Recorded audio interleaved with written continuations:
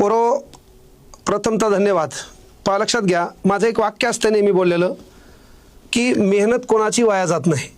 एक मी नेहमी वाक्य बोलत असतो. आणि लक्षात घ्या,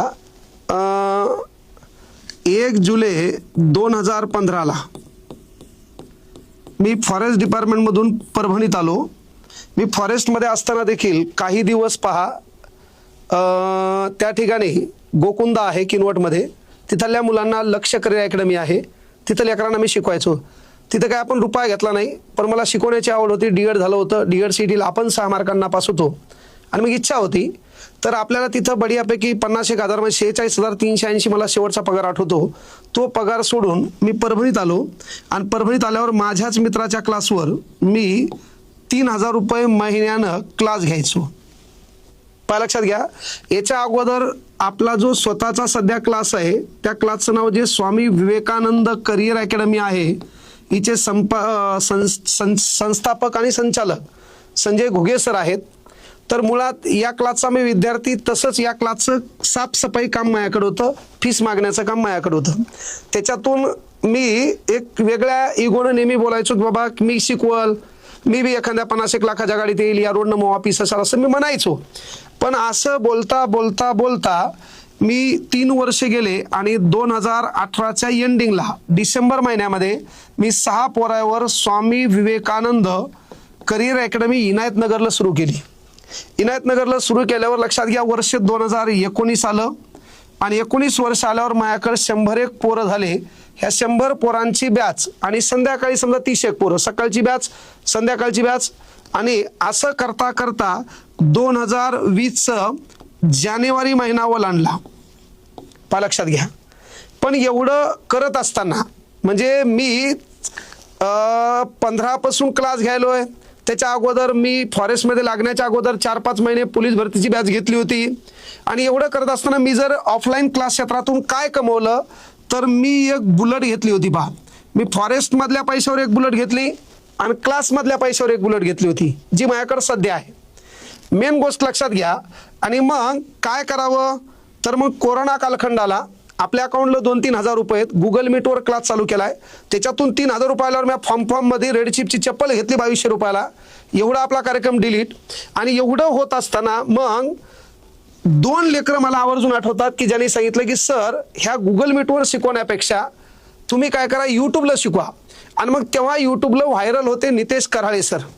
आम्ही 2 ऑक्टोबरला क्लास चालू व्हावे म्हणून मोर्चा काढला होता. तिथं मी सांगितलं होतं क्लास चालू होण्यापेक्षा विद्यार्थ्यांची काळजी कशी घेता येईल या संदर्भात आपण मोर्चा काढला तर लेकर आपल्याला मानतील, नाही तर लोक म्हणतील तुमच्या धंद्याबद्दल तुम्ही काय करायले, जागरूक व्हायले. तिथं मी बोललो होतो. आणि तेव्हा मी कराळे सरकडे पाहिलं की बाबा हा माणूस जर भाषेमुळं, हा माणूस त्याच्या गुणवत्तेमुळे व्हायरल झाला असेल तर आपल्याकडे बी कला आहे. वर्गात बोललेलं फक्त आपल्याला बाहेर आणावं लागेल. आणि म्हणून मी परभणीत आलो. वर्ष 2020ची तारीख गेली, वर्ष 21 उजाडलं. त्याच्यानंतर 14 जुलै 2021ला वडिलाचं देखील कोरोना निधन झालं, ज्या वडिलासोबत कधी बोलण्याचा योग आला नाही. आणि मग असं करता करता मला 2 लेकरं भेटले. त्याच्यापैकी एकाचं नाव होतं पंकज पाटील आणि एकाचं नाव होतं आमीन. मग हे दोन्ही माझे विद्यार्थी, यांचं म्हणणं आलं की सर तुम्ही यूट्यूब चालू करा.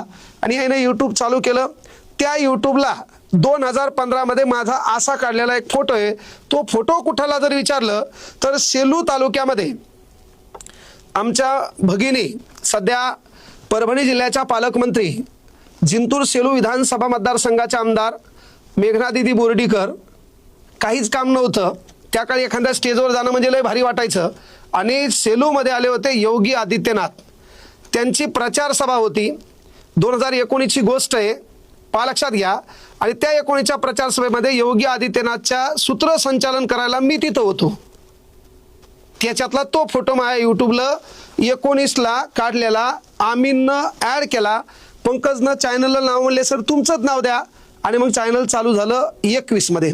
21मध्ये चॅनल चालू झाल्यावर बाळांनो, मी पहिल्यांदा एक व्हिडिओ टाकला. तो व्हिडिओ म्हणजे IPLचा डॉक्टर बाबासाहेब आंबेडकर यांच्यावर बोलत असताना माझा हा व्हिडिओ व्हायरल झाला.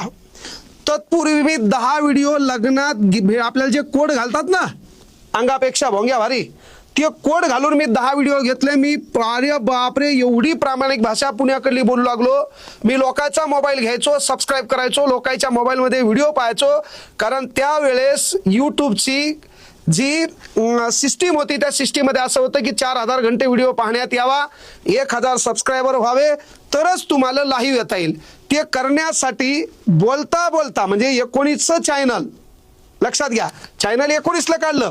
19ला काय केलं, काय नाही, ओके 10 व्हिडिओ लग्नातल्या कोटवर घेऊन मस्त महाराष्ट्राच्या पूर्वेकडे काय नाही असे 10 व्हिडिओ घेतले. नंतर काय आलं, कुठं या झंझटमध्ये पडा.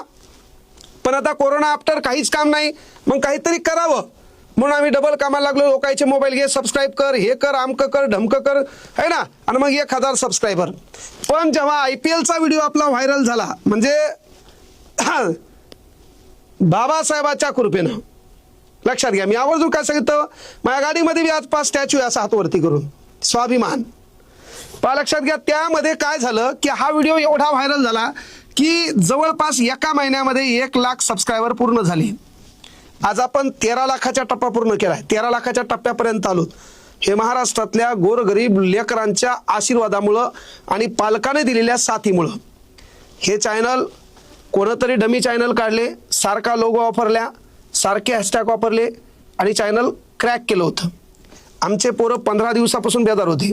मी मनातल्या मनात नाराज होतो की यार आपल्या चॅनलला मूळ आपलं बाबा जो संघर्ष आहे, आपण जी मेहनत घेतली आहे ना, ज्या चॅनलवर आपल्या व्हिडिओला 50-50 लाखापर्यंत व्ह्यू आहेत, महत्त्वाच्या सामाजिक विषयावर आपण बोललेलो आहेत, काही लसावी मसावीचे व्हिडिओ 9 लाखावर गेलेले आहेत, पोलीस पाटलाचा व्हिडिओ 12 लाखावर गेलेला आहे, काही शिकवण्याच्या भागाला देखील महाराष्ट्रातल्या लोकांनी डोक्यावर घेतलेलं आहे. आणि एवढा चांगला कंटेंट आज आपला डिलीट होणार आहे. नव्यानं पुन्हा आपल्याला सुरुवात करायची काय हरकत नाही की आपण राजा महाराजाच्या अवलादी नाहीत, आहे ना, आपला बाप आमदार खासदार नाही. जरी 0 झालो तर पुन्हा सुरुवात करूया, विषय तो नाही आहे. पण आपण जी मेहनत घेतली ती सहज वाया जाणार किंवा कोणीतरी गलती करून वाया घालणार याचं दुःख होतं. पण आमच्या शिवम असेल, सचिन असेल, राजू असेल, ह्या लेकरांनी घेतलेली मेहनत आहे ना, मोहित असेल, यांनी वारंवार मेल करणं, त्या मेलचं प्रत्युत्तर देणं आणि एवढं करून आज ते चॅनल पुन्हा आपल्या PCवर, डेस्कटॉपवर जशाला तसं दिसलं. मनाला खूप आनंद वाटला. आणि एक गोष्ट मनात वाटली की आपला संघर्ष 5वीला जरी पुंजलेला असेल तर साला आपली मेहनत मात्र वाया जात नाही, आपली मेहनत कोणी वाया जाऊ देणार नाही. त्याचं कारण त्या मेहनतीमध्ये लक्षात घ्या भावना दडलेल्या आहेत, त्या मेहनतीमध्ये संघर्ष दडलेला आहे, त्या मेहनतीमध्ये अनेक दिवसापासून जे आपल्याला भेटलं नाही ते दुःख दडलेलं आहे. आणि म्हणून कोणालाही वाटलं असेल की बाबा यानं एवढी मेहनत करून इथपर्यंत आलेलं आहे आणि याला एकदम कसं मागं घ्यावं, तर मी तुम्हाला सांगितलं 10-1 वर्ष आपण कुठल्या या क्षेत्रातून मागं जात नाही, कुठल्या पक्षाच्या सतरंजा उचलणार नाही, कुठल्या नेत्याचा रुमाल गळ्यात घालणार नाही. आणि म्हणून आपला एकच पक्ष, विद्यार्थ्यावर लक्ष. कळलं का, आपलं आयुष्य विद्यार्थ्यांचं भविष्य आणि तुमचं काम आहे आपला एकच पक्ष, अभ्यासावर लक्ष. या तत्वावर आपण काम करूया. चॅनल आल्याबद्दल जेवढे सबस्क्रायबर आहेत, जेवढे विद्यार्थी आहेत, ज्यांनी हृदयामध्ये मला स्थान दिले, आज आपले लहान लेकरं आहेत, जवळपास 4-1 लाख लेकरं त्या स्कॉलरशिप नोंदवायच्या बॅचमध्ये आहेत. त्या सर्व लहान लेकरांनी देखील हृदयामध्ये स्थान दिले. ते लेकरं देखील कॉल करतात, कॉल करून अतिशय छान पद्धतीनं बोलतात. हे सर्व प्रेम म्हणजे आईवडील नाहीत, याच्यापेक्षा महाराष्ट्रातल्या लोकांनी एक स्वतःचा लेख समजले, महाराष्ट्रातल्या लेकरांनी एक विद्यार्थ्यांनी एक मोठा भाऊ समजले. आणि आपण कोणाला लुबाडून कोणाचे 10-5 खाल्ले नाही, याचा एक सार्थ अभिमान आहे.